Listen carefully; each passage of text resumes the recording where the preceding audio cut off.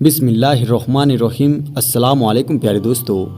محرم الحرام اسلامی سال کا پہلا مہینہ ہے۔ اس مہینے کی 10 تاریخ کو یوم عاشورہ کہتے ہیں۔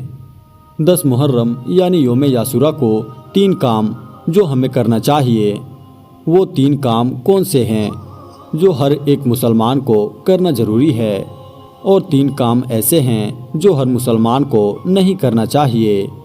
تو دوستو آئیے جان لیتے ہیں وہ 3 کام کون کون سے ہیں۔ لیکن اس سے پہلے ہم آپ کو عاشورہ کے دن کی فضیلت کے بارے میں بتائیں گے، یعنی عاشورہ کے دن کیا کیا ہوا تھا۔ تاریخ عالم میں یہ دن بڑا ہی اہم دن میں شمار کیا جاتا ہے۔ دنیا کے بڑے بڑے اہم واقعات اسی دن بے شمار ہوئے۔ نمبر 1، عاشورہ کے دن اللہ نے 7 آسمانوں کو پیدا کیا۔ نمبر 2، عاشورہ کے دن آسمان سے پہلی بارش، پہلی رحمت نازل ہوئی۔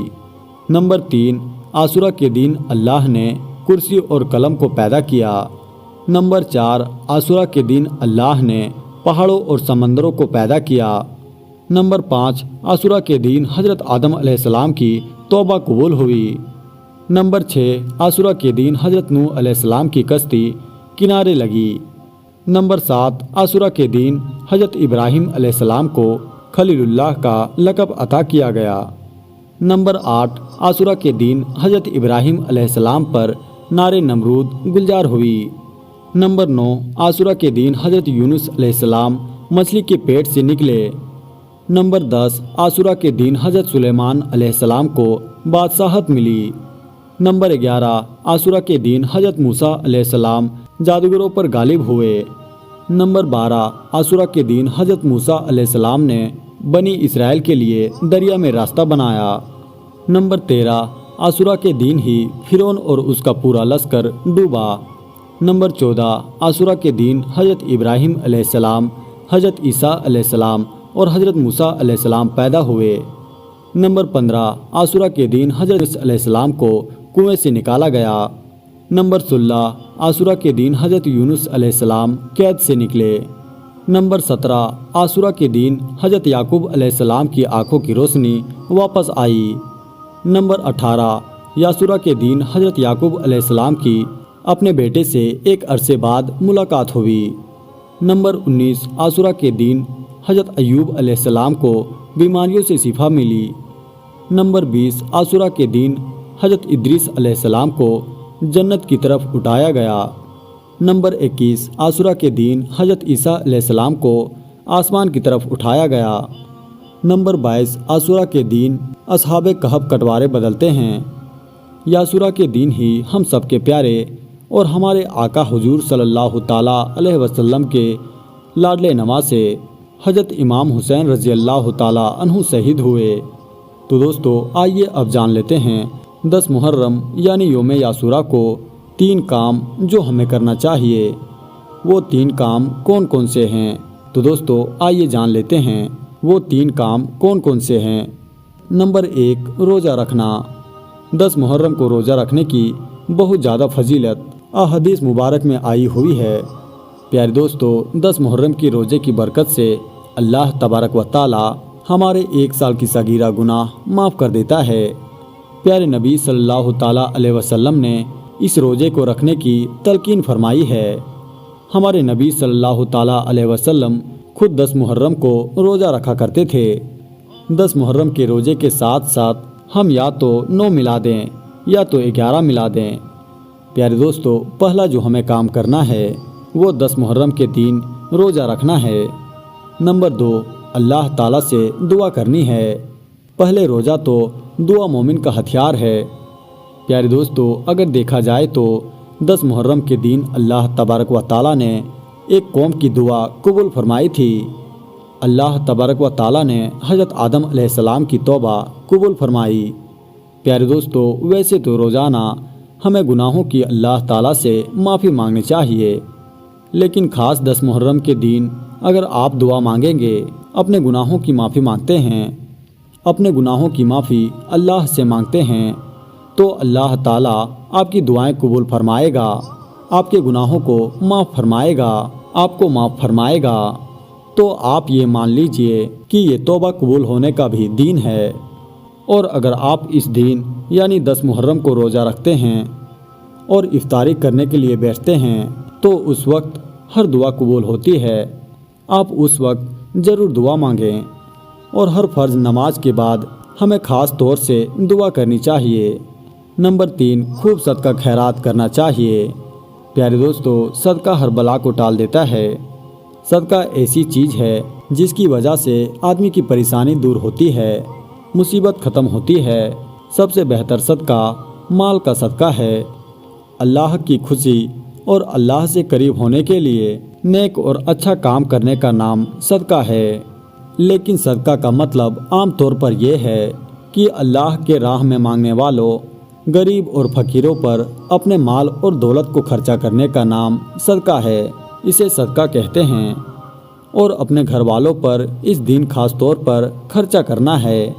اگر آپ اس دن افطار کرتے ہو تو اپنے دسترخوان پر زیادہ سے زیادہ پکوان بنائیں اور افطاری کے لیے لوگوں کو بلائیں، دعوت دیں۔ حدیث شریف سے معلوم چلتا ہے کہ جو شخص 10 محرم کے دن اپنا دسترخوان وسیع کرتا ہے، اللہ تعالیٰ پورے سال اس کے رزق میں برکت عطا فرماتا ہے۔ حضرت صابر رضی اللہ تعالیٰ عنہ فرماتے ہیں کہ ہم نے اس چیز کا مشاہدہ کیا کہ کئی سال اپنے دسترخوان کو 10 محرم کے دن وسیع کیا، لوگوں کو افطار کرایا، غریبوں کو کھانا کھلایا۔ اللہ تعالیٰ نے پورے سال ہماری رزق میں برکت فرمائی۔ پیارے دوستو، یہ 3 کام ہیں جو 10 محرم کے دن ضرور کرنا چاہیے۔ دوستو، آئیے ہم آپ کو بتاتے ہیں 3 کام کون سے ہیں جو 10 محرم کے دن نہیں کرنا چاہیے۔ نمبر 1، نماز نہیں چھوڑنی چاہیے۔ نماز تو ہر حال میں فرض ہے، تو نماز کسی بھی حالت میں معاف نہیں ہے، تو نماز کو کبھی چھوڑنا نہیں چاہیے۔ نمبر 2، شریعت کے خلاف کوئی کام نہیں کرنا چاہیے۔ بہت سے لوگ ڈھول بجاتے ہیں، ڈی جے میں گانا بجاتے ہیں، تو یہ ساری چیزیں حرام ہیں۔ اس کا اور اسلام کا دور دور تک کوئی تعلق نہیں ہے، تو شریعت کے خلاف کوئی بھی کام نہیں کرنا چاہیے۔ یہ 10 محرم کا دن بہت ہی برکت اور فضیلت والا ہے۔ نمبر 3، کھانا برباد نہیں کرنا ہے۔ بہت سے لوگ محرم کے دن لنگر لگاتے ہیں، کھانا بناتے ہیں تاکہ لوگوں کو کھلا سکے، ثواب حاصل کر سکے، اللہ کو راضی کر سکے، تو ٹھیک بات ہے، لیکن کھانے کی برباد نہ کریں، رزق کی بے حرمتی نہ کریں۔ پیارے دوستو، یہ تھے وہ 3 کام جو 10 محرم کو نہیں کرنا چاہیے۔ 10 محرم کو دعا قبول ہونا اور دعاؤں اور خطاؤں کا معاف ہونا ثابت ہے، کیونکہ اس دن بڑے بڑے نبیوں کی دعا اور توبہ قبول ہوئی تھی۔ اس دن حضرت موسیٰ علیہ السلام کی دعا قبول ہوئی تھی، جس کے احترام میں نبی نے عاشورہ کا روزہ رکھا تھا۔ یوم عاشورہ کو حضرت آدم علیہ السلام کی توبہ قبول ہوئی تھی۔ 10 محرم کا وہی دن تھا جس دن نبی صلی اللہ تعالیٰ علیہ وسلم نے نبوت کا اعلان کیا تھا۔ اسی دن ابراہیم علیہ السلام آتش نمرود سے باہر نکلے تھے۔ عاشورہ کے دن ہی ہمارے نبی کے نواسے اور شیر خدا کے بیٹے امام حسین نے اسلام کی خاطر شہادت پائی تھی۔ 10 محرم کا دن ہی قیامت آئے گی۔